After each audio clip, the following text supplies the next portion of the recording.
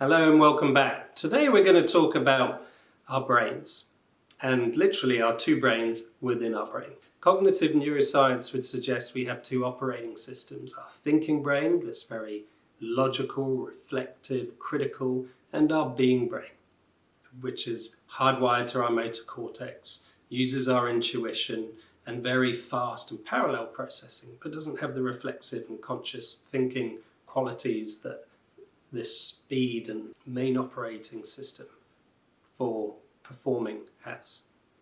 And different scientist disciplines might call this the sort of hot and the cold system, or system 1 and system 2, or the implicit system or the explicit system, or the fast brain and the slow brain.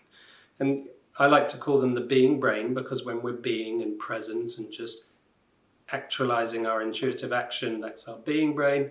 And otherwise we're kind of in our thoughts, in our kind of conscious reflexive thinking. And we have these two operating systems, and when clients come to us, it's quite important to think about, okay, well, which brain are they coming to us? They're explaining this situation. Are they explaining it with their thinking brain, or are they explaining it with their being brain? And what would happen if to swap them around, if they were to embody one of these brains? Would they think about the situation differently? Would they act differently? Are they even aware that they have these two brains?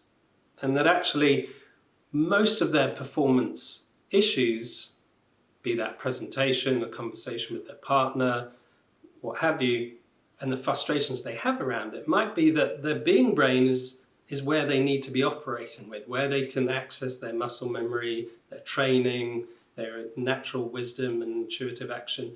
But every time they go into a particular scenario where there's a bit of pressure or a bit of stress, they automatically go into their thinking brain. And that results in wooden, clunky, complex performances. So rather than spending weeks or months or even years going around trying different training, mindfulness, and managing their preparations and all the rest of it, what if they just made that simple switch to say, thank you, thinking brain, you're not needed for this task, I'm going to adopt my being brain. And they spend a little time on trusting their being brain to be that captain of the cognition, to be that captain of the ship for that particular task. And if we can build that cognitive captaincy in them, then we can empower them to really use the right tool for the right job.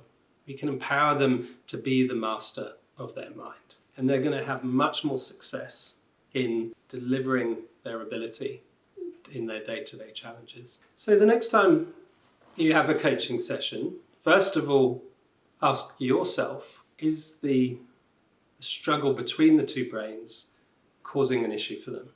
Are they aware of their cognition and what cognition might be best for particular tasks? And how can I help them use the right brain for the right job?